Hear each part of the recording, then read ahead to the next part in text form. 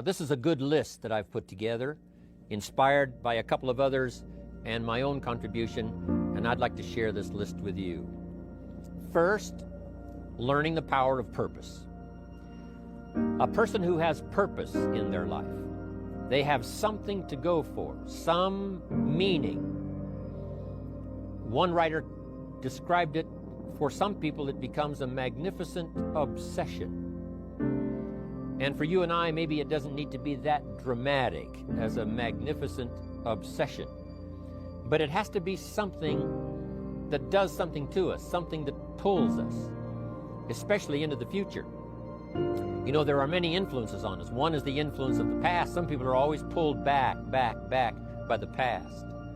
Some people are always pulled aside by the distractions. But here's what's powerful. If you have a list of high purpose in your life, it pulls you toward the future. And the more powerful the purpose is, the stronger it pulls. And here's the other great advantage if you have purpose for the future. It pulls you through all kinds of challenges and all kinds of difficulties. If you don't have these strong purposes for the future, it's easy to get swallowed by a bad day. It's easy to be almost annihilated by a poor month.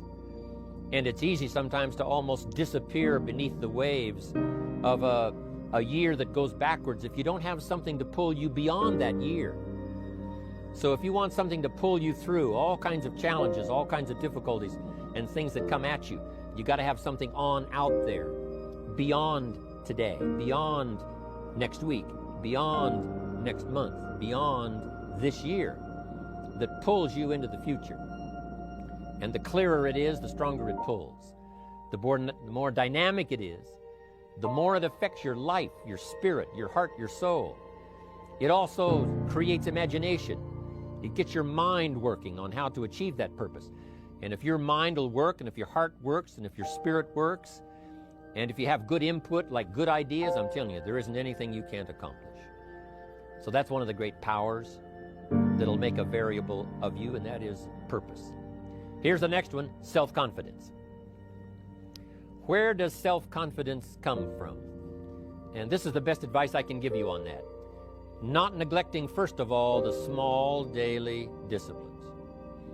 Self-confidence really comes from feeling good about yourself. And one of the best ways to feel good about yourself is at the end of the day to know that you poured it on. You did your best. If you conducted a meeting, you did the best you could. If you made a phone call, it was the best phone call you could possibly make. If you wrote a letter, it wasn't a casual letter, it was your best letter. At the end of those kind of days, when you feel good about yourself, self-confidence starts to rise. You know that if you can have this kind of a good day, you can have another one the next day, and those days become the weeks become the months, and the month becomes a powerful year. Self-confidence comes from the lack of neglect. If you will not neglect to do the small daily disciplines, that's where self-confidence comes from. Part of good health is self-confidence. I know I'm going to be healthy. I take the Herbalife products. I eat the apple a day. I walk around the block. I do the jogging on the beach. At the end of the day, when you've really poured it on and you've done all the stuff, self-confidence grows. That self-confidence affects your health. It affects your future. It affects your psyche. So this is true. One of the great powers is self-confidence. Self-confidence means willingness to do whatever it takes to achieve. Some people say, well, I'll do it for a little while and see what happens. You know, I'll try a couple of things. If that doesn't work, I'm out of here. And all of us know that that kind of person doesn't have much of a future. But if you're willing to do whatever it takes, if I have to learn a couple of things, I will learn those things. If I got to learn 5 or 6 things, I'll learn all 6. If I have to take an extra class, I'll take an extra class. If I've got to read the books, I'll read the books. If I have to consult with people who know more than I know, I will do the necessary consulting. Whatever it takes, I will do. That starts to develop unbelievable self-confidence. Self-confidence also comes from the ability to rise above your circumstances, to rise above what happens, the petty little things, the discouraging things that would sink everyone else's ship except yours, that would cause someone else to quit early in the day, but you keep going.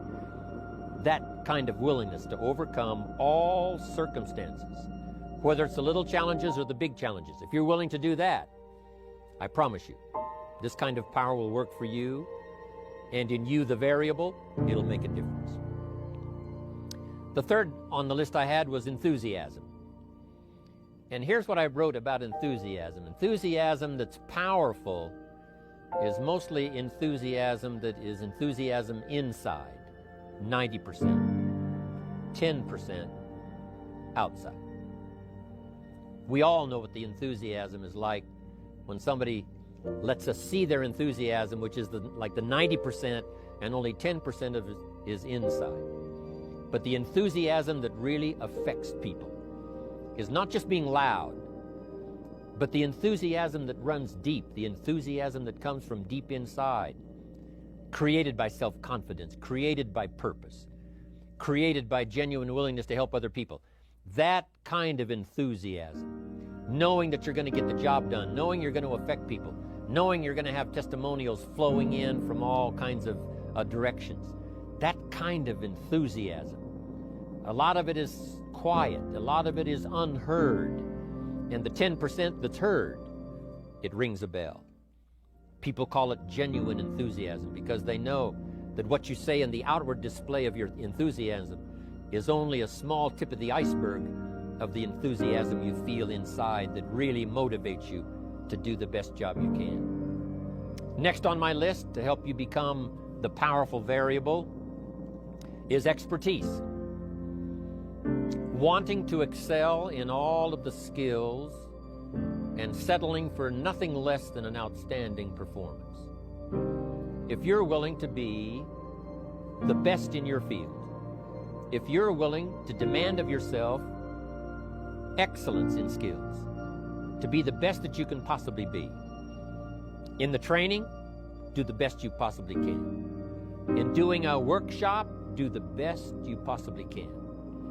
Developing the skills of using your personality, developing the skills of language, developing the skills of influence, developing the skills of organizing. If you're willing to be an expert in all of the skills, Herbalife has the way for you to invest those skills and not only make a handsome living, not only make a lot of money, but if you would so desire and if it would be your purpose, a chance to make your fortune. Expertise, excellence in skills. Here was the next one on my list, making a powerful contribution to you, the variable, and that is preparation. Well prepared. And preparation, of course, involves a whole lot of things. A big share of our life is preparing, getting ready. When we go to the first grade in school, we're just preparing for the second grade. After we've finished 2 grades, the 2 grades prepare us for number 3. Sometimes it seems like a long, excruciating time. And the time will just seem like it'll never come when we can finally have the performance that we really want. But it takes time to prepare. It takes time to get ready. And the decisions you make in the preparation time, those are the decisions that last for a lifetime. Preparing to have a good day. It's that preparing, maybe the night before, maybe the couple of days before the day that you're going to put everything together. The preparation for a meeting means that you've taken it serious. The preparation for doing a workshop means you're serious about the workshop. You want to make the best contribution. That kind of preparation is important. But here's preparation that's very vital, and that is to prepare yourself for success. Life seemingly does not wish to waste success on the unprepared. Life says, why waste a fortune on this person? They're not prepared to do the right things with it. They're not prepared to use it wisely. If a fortune was bestowed upon this unprepared person, it would probably be wasted. The people that could have been touched won't be touched. What could have been done won't be done because this fortune will have been wasted on the unprepared person. So not only look for fortune, not only look for the promise, but prepare yourself and ask of yourself, what can I do to make myself ready? Because remember, life was designed not to give us what we want, not to give us what we need, but life was designed to give us what we deserve. Every value in life must be paid for, and those that pay are the ones that get it. It says those that give receive. Someone says, I wish to receive, I wish to receive. You don't have to concentrate on receiving. Just become a good giver. It says those that search will find. Someone says, well, I need to find some good ideas to help change my life for the future. Then to find good ideas, that doesn't come because you need them, it comes because you search for them. If you want good ideas, you got to go after them. You got to go to the class, you got to go to the workshop, you got to go to the training, go to the book, right? You got to go to the journal, right? Go where good ideas are being taught, go searching, go looking, because good ideas are not going to be wasted on those that are not seeking, searching, well prepared. So, prepare yourself to be ready for fortune when it comes, to be ready for challenge when it comes, to be ready for opportunity when it comes.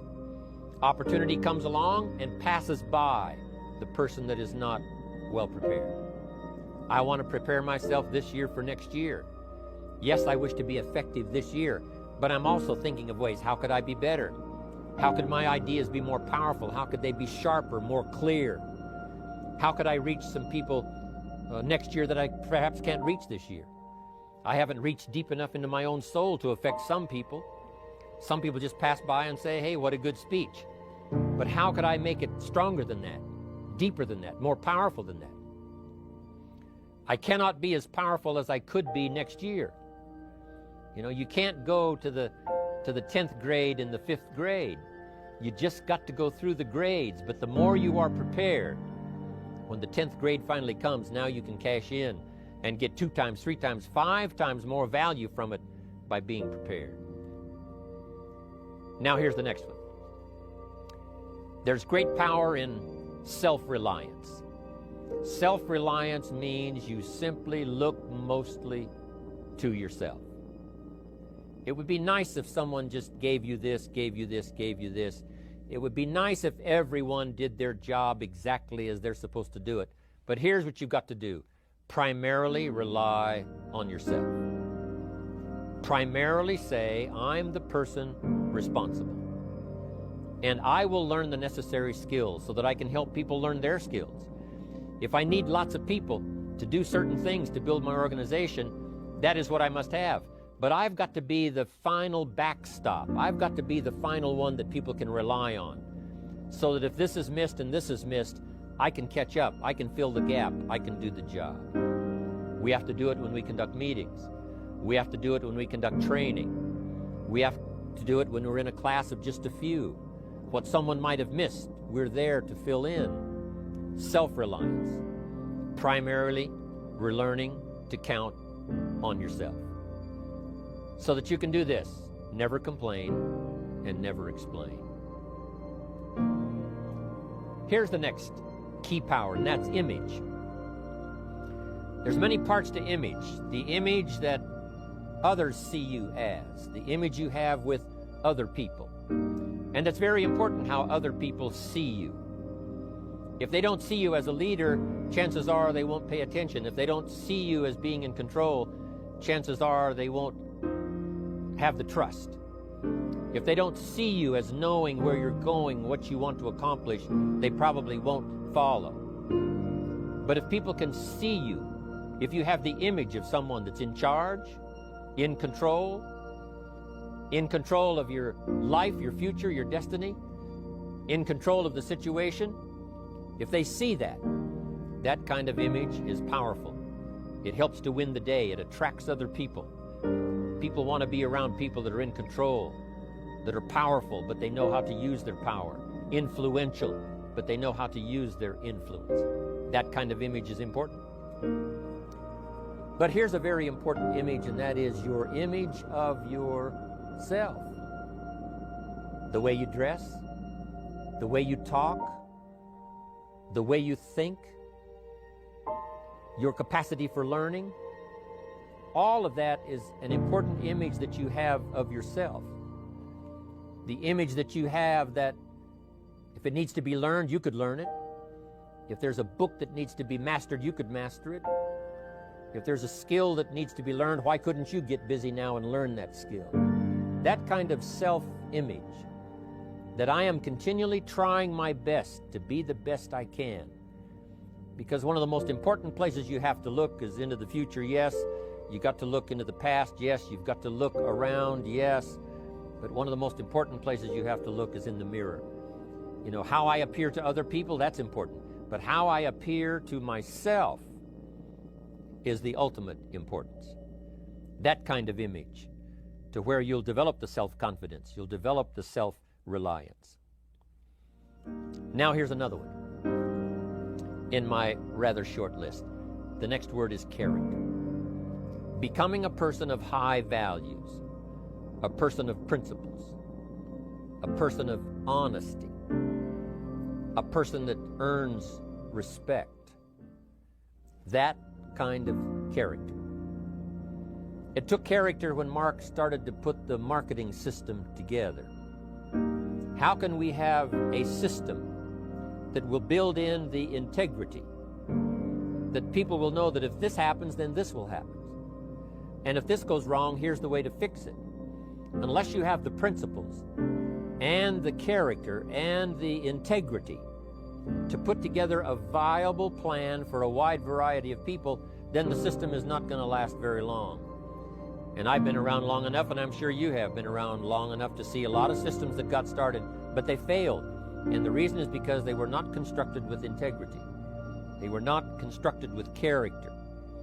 They were not constructed with doing the right thing. They might have been constructed to take advantage. You know, cash it out as quickly as possible and leave. Mark was involved when others took advantage of him all those years ago before Herbalife. When someone took advantage and didn't have the character, didn't have the principles, and didn't have the character to stay, the character to see it through, the character to do the right thing. So this is important, to develop the character within yourself, that people see you as honest, as fair, willing to do the right thing, willing to be helpful, but always willing to walk the center line, not to pass the line.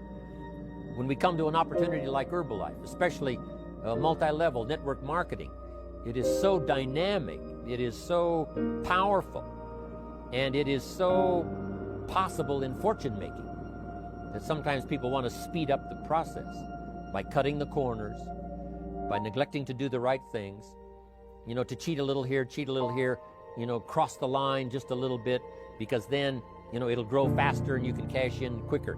Not necessary here. Doing Herbalife right will build your fortune longer and stronger than trying to cut the corners and not doing it right. If we'll have the integrity that Mark had when he started it, and keep perpetuating that we will do the right thing by the marketing system, the right thing by a distributor who has a customer and they take care of that customer belongs to that distributor. That kind of integrity in the marketing system, the kind of integrity we have among each other, the kind of character we have to rely on each other, because here's what we cannot do. We cannot do this by ourselves. Building and developing your own character. Now here's another one. It's called self-discipline. Self-discipline, all of us have a challenge with that. Because sometimes it's easy, and especially if you're working hard, doing the best you can, it's easy sometimes to let up and let it go. But remember, so many people, especially now that we're as big as we are around the world, are counting on what we do. At home office, they have to be careful. They have to be disciplined. It's easy for the person who ships the product from Herbalife, says, oh, well, I'll wait until tomorrow to ship it. And then they go home and sleep like a baby. But the distributor who's waiting for that product doesn't sleep that night, or doesn't sleep when the product doesn't show on time. But if everybody will have the discipline to say, I will do the best job I can. I will make mistakes, of course, because we're all human, but I'll try to remedy those mistakes and do the best job I can. That kind of self-discipline that understands how important your part is in all of the functions that work. Here's one more, and that is the power of extraordinary performance and demanding of yourself excellent results. This is so important. If you want to live extraordinary, you must do extraordinary. If you want an extraordinary income, you must do extraordinary things. If you want an extraordinary fortune, you must go with the demands of what it takes to have that fortune. Mark has made such a fortune, it's almost beyond comprehension what the numbers really are. But guess what he has the satisfaction of knowing? He earned it all.